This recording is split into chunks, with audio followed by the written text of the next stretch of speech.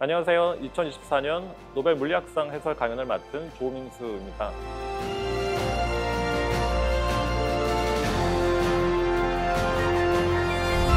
올해 노벨 과학상 수상자가 모두 발표됐을 때 많은 사람들이 올해의 승자는 인공지능이었다라는 말을 많이 했습니다.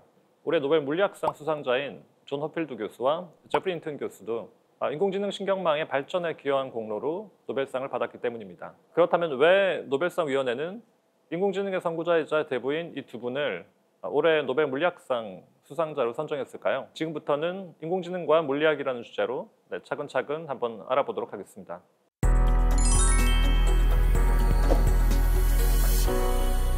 현대 인공지능 기술이 우리 일상생활뿐만 아니라 천문학, 의학, 입자물리학 등 다양한 첨단 과학 분야에서 활용되기까지 수상자였던 존 호필드 교수와 제프리 힌튼 교수의 영향력은 아주 컸는데요. 호필드 교수는 호필드 네트워크를 제안하며 물리 기반의 인공지능의 시대를 열었다고 볼 수 있고요. 힌튼 교수는 이를 바탕으로 인공지능이 단순히 신경망을 넘어서 데이터를 깊이 있게 분석하고 학습할 수 있도록 하는 소위 딥러닝의 개념을 본격적으로 도입했기 때문입니다.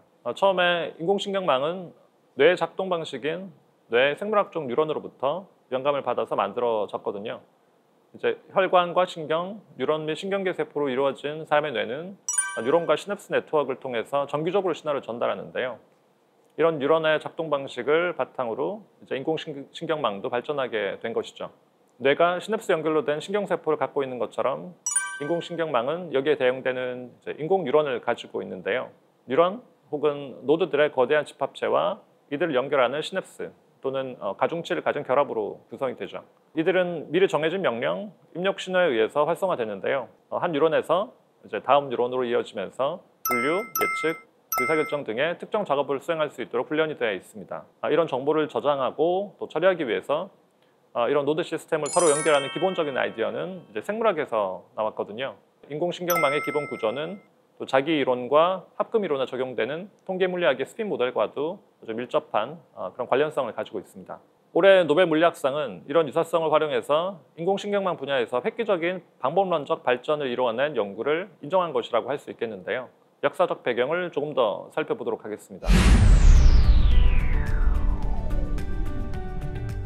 최초의 전자식 컴퓨터가 개발된 1940년대로 한번 가보죠. 당시에 전자식 컴퓨터가 개발된 것들은 군사적 과학적 목적에 의해서 좀 더 번거롭고 또 시간이 많이 걸리는 계산들을 빠르게 수행하기 위해서였습니다. 그리고 1950년대에는 이를 더 지능적인 문제에 적용시키려는 연구, 예를 들면 인간이 수행하는 지능적인 추론 그리고 패턴 인식을 모사하려는 노력이 진행이 되는데요. 이걸 바탕으로 인공지능의 연구가 본격적으로 시작이 된 거라고 볼 수 있겠습니다. 이런 인공지능 연구는 수학자와 컴퓨터 과학자들에 의해서 처음 심볼릭 AI라는 이름으로 도입이 됐는데요. 그 당시에 주요한 방법론이었던 이제 논리적 규칙에 기반한 소위 심볼릭 AI라는 접근법은 1980년대까지 이어지게 됩니다. 하지만 이미지와 같은 데이터를 이제 정확하게 분류하기 위해서 필요한 계산 자원이 지나치게 크다는 게 문제가 되면서 한계에 좀 부딪히게 되죠. 하지만 또 다른 한편에서는 이제 생물학적 시스템이 패턴 인식 문제를 어떻게 해결하는지를 알아내기 위한 연구가 이제 병행이 되었습니다. 이미 1943년에 그 신경과학자였던 오렌 맥컬럽과 논리학자였던 워터 피치가 뇌 뉴런이 협력하는 방식을 설명하는 모델을 제안을 했었는데요. 뉴런이 다른 뉴런으로 오는 이진 신호의 가중합을 계산하고 이를 바탕으로 이진 출력 신호를 결정한다는 것이었습니다. 이 연구는 이후에 생물학적 인공신경망 연구의 출발점이 되었습니다. 그러던 중에 심리학자인 도널드 헤브도 1949년에 헤비안 이론이라는 학습과 기억의 메커니즘을 제안을 하는데요. 이는 두 뉴런이 동시에 반복적으로 활성화되면 전 한쪽 또는 양쪽 모두의 변화를 일으키면서 그들 사이에 시냅스 강도가 증가한다는 내용이었습니다.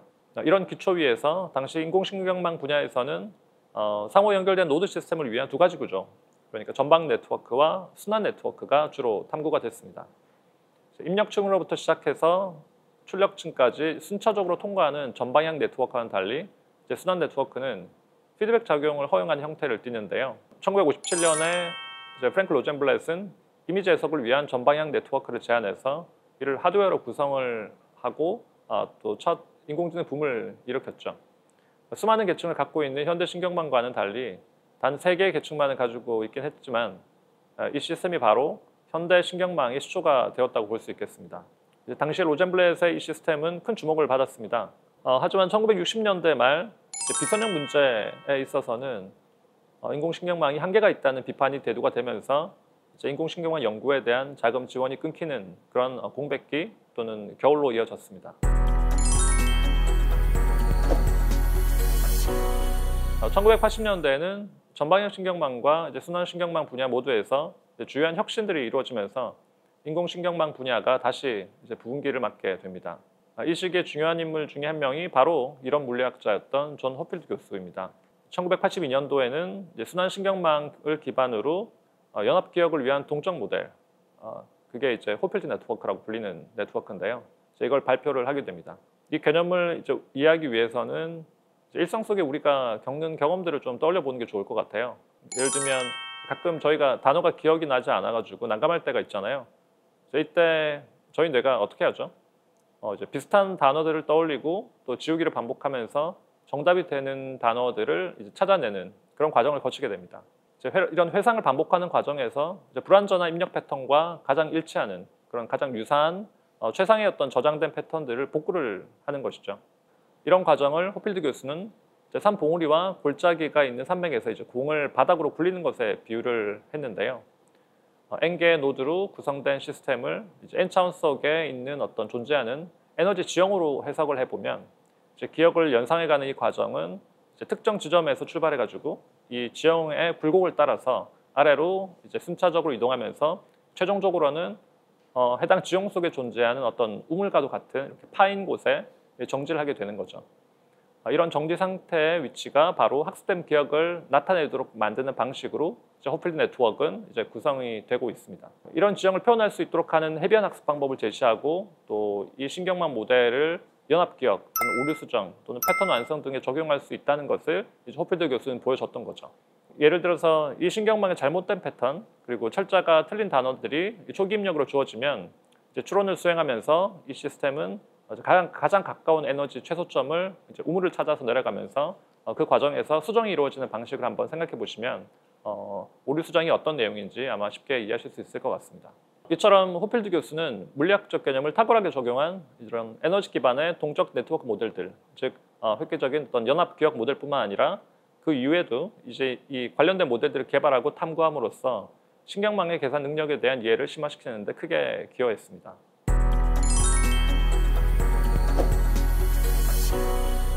이번에는 또 한 명의 노벨 물리학상 수상자인 제프리 힌튼 교수의 연구에 대해서 한번 알아보죠.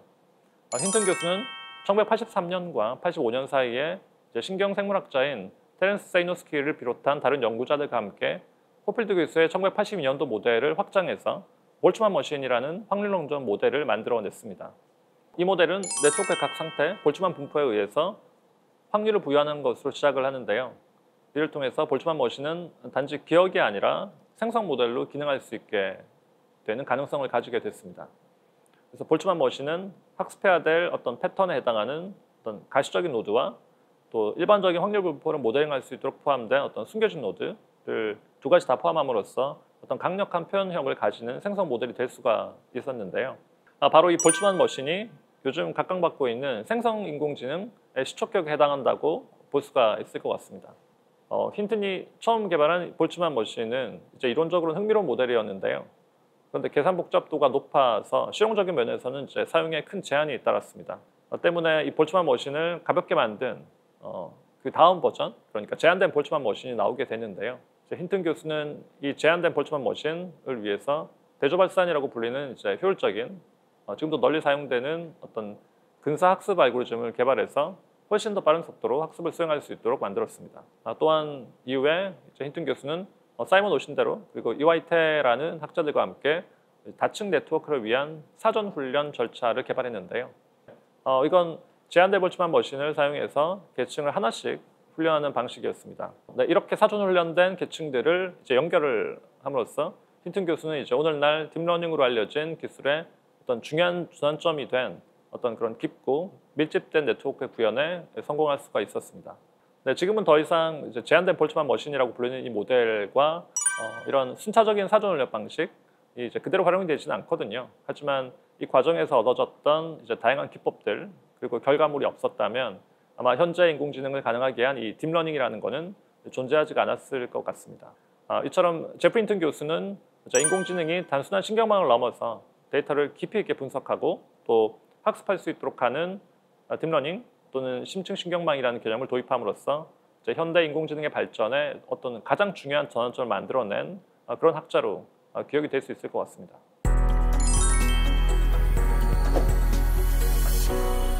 호필드 교수와 힌튼 교수의 연구에서 저희가 볼 수 있듯이요. 물리학은 인공신경망의 발명과 또 발전에 아주 큰 그런 원동력으로 기능을 했습니다.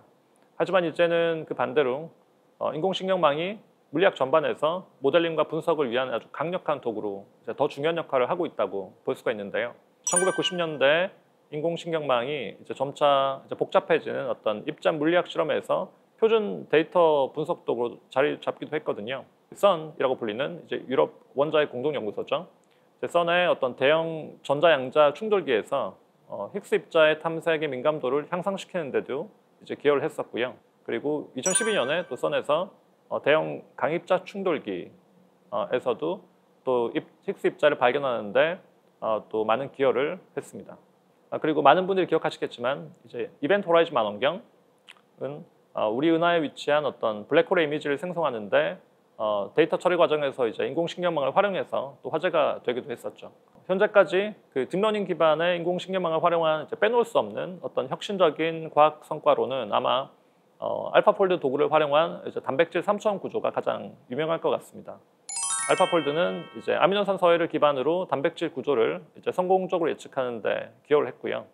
이를 주도했던 연구팀이 아시겠지만 올해 노벨 화학상을 수상하는 영예를 또 안기도 했습니다. 그리고 일상생활에서 응용은 더 방대한데요.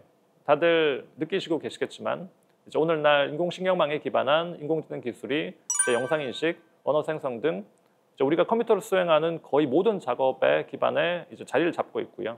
그리고 헬스케어, 그리고 다양한 서비스 분야에서도 의사결정을 지원하는 어떤 필수적인 기술로서 기능하고 있고 또 앞으로도 여러 방면에서 아마 사회를 더 크게 바꿀 걸로 기대가 되고 있습니다. 물리학적 연구의 기반 위에서 호필드 교수와 힌튼 교수가 이루어낸 이런 혁신 때문에 인류는 아주 유용한 도구 상자를 갖게 됐고 이를 또 좋은 목적에 활용할 수 있게 되었습니다. 하지만 힌튼 교수는 노벨상 수상 소감을 통해서 앞으로 무슨 일이 일어날지 그리고 그에 대해서 무엇을 해야 할지 잘 모르는 문제를 우리가 다루고 있다면서 인공지능의 위험성을 경고하기도 했습니다. 미래 인공지능이 우리 사회를 어디로 이끌지는 이미 우리 삶의 많은 부분에 존재하는 이 강력한 도구를 우리가 어떻게 활용하고 또 발전시켜 나갈지에 따라 달려있을 것 같은데요. 그런 의미에서 인공지능의 위험에 대한 이런 제프리 힌튼 교수의 경고를 한번 곱씹어 볼 필요가 있을 것 같습니다. 이것으로 해설을 마치겠습니다.